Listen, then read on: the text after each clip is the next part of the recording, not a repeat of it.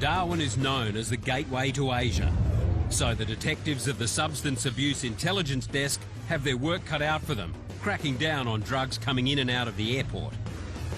Random checks are carried out regularly, and they often yield big hauls. Today, Detective Sergeant Kenny Bradshaw heads up 2 teams. Darwin Airport is a very busy domestic airport. The drugs make their way to the Northern Territory in a lot of ways. Flights from interstate, certainly one of them. We see quantities of cannabis and other drugs coming through the airport. Senior Constable Tim Hatton and his dog Leo are on the first team. Certain dogs are trained to detect certain odours. My dog Leo, he is trained to detect cannabis, cocaine, heroin, ecstasy, amphetamines, and we do have 2 dogs up here that are trained on kava as well. Just need everyone to sort of just line up along here, if that's okay. And very friendly dog will come along and sniff you for drugs. While Tim and Leo search the passengers, Senior Constable Peter Henwood and his dog Archie head over to the luggage carts.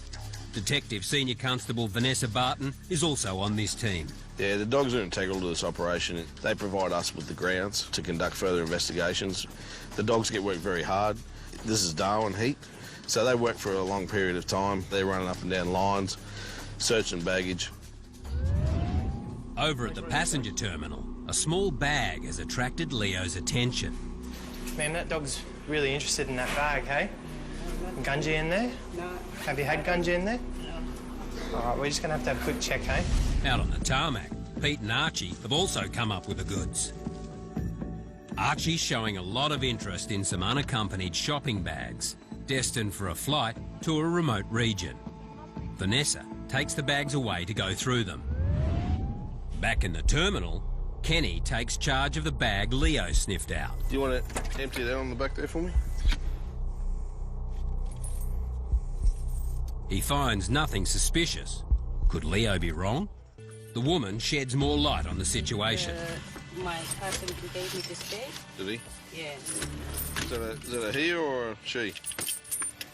She. Does she smoke ganja? Yeah. There you go. There you go. You can jump back on. Yeah, thank you. Thank you. Turns out Leo's nose was spot on.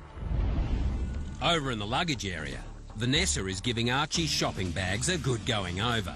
People go to great lengths to conceal cannabis from us or try to defeat the dogs as well. You'll see it in sealed tins, in washing powder packets, where they'll undo the packet, put the canister inside and super glue it back up to make it look like it hasn't been tampered with. Pretty soon, Vanessa spies a suspicious-looking packet of tea bags. See the cut it?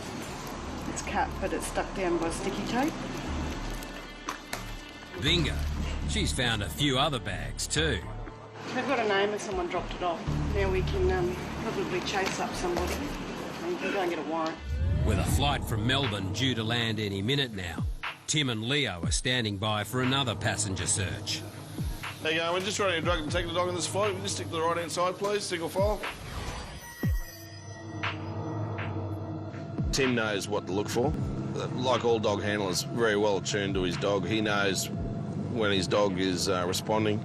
Suddenly, Leo sits at the feet of a passenger carrying a red bag. The bloke seems to be in a hurry to get to the transit lounge.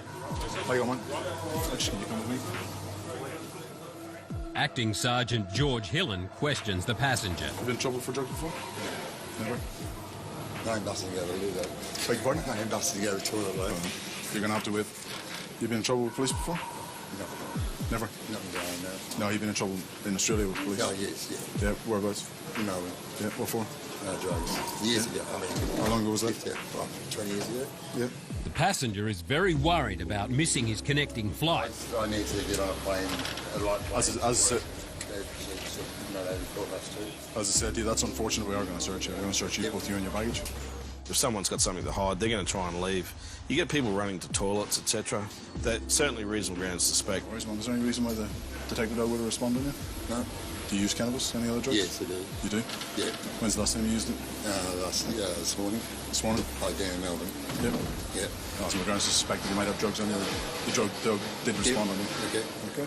Then the bloke comes clean. I have some on me. Sorry? I do have some on me, yeah. Yeah. Okay, how much do you have with you? An ounce. An ounce? Is that all? Probably only that's all. Sorry? That's all it is, just for me personally. Yeah? Which bag's it in? In this one. Yeah.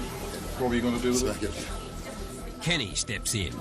We'll take you down to the AFP office and a bit of private space down there that will deal with this, mate. It looks like this traveller is going to be in transit for a while longer. Meanwhile, Vanessa has located some more freight that's been brought to the airport by the tea drinker. So it's all taped up, and it's in the same stuff that the tea bags were out here. The floral wreath turns out to be a dead end. Hopefully they'll rest in peace for packaging. But she soon discovers a very special packet of breakfast cereal to go with the tea. It's a hamper of cannabis that spells a pile of trouble for someone. This is 15. Vanessa takes possession of the drugs, but the tea will be sent to its destination. I won't card in this one. So she leaves her card. Any questions, give us a call. For Kenny and the canine crew, it's been a rewarding day's work. The dogs are fantastic at detecting cannabis in all sorts of concealments. When a dog is deployed, I don't think too many people get away with it, you know. If we can seize as much as we can, that's drugs that's not making it to remote communities. It's not going to be sold. It's not going to take food out of kids' mouths. It's not money that these drug dealers are going to make. That's the reward we get out of it. It's great to be able to catch these people. Meet the superintendent of the Darwin Metropolitan Division, Chris Evans. I look after Darwin City, the police station, for the general duties policing of Darwin City. I look after the watch house, and I look after a couple of police stations on the Tiwi Islands. Chris comes from the mild climes of the Riverina region of New South Wales. I commenced life as a farm labourer, a shearer, and one day saw an ad to join the police, gave it a go and got in. It's been a big journey from country boy to top dog copper. One of the reasons I actually joined the police is I don't like bullies. I don't like bullies and thieves.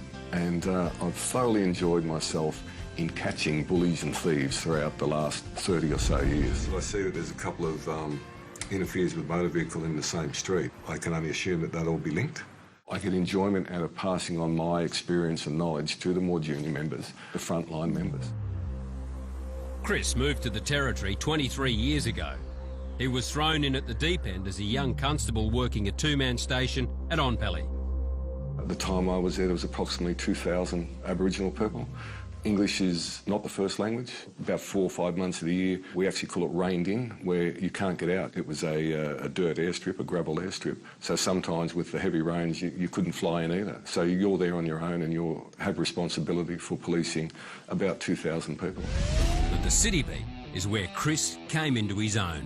But generally speaking, the people that live in Darwin are younger, I'd suggest, and perhaps a little bit more cashed up.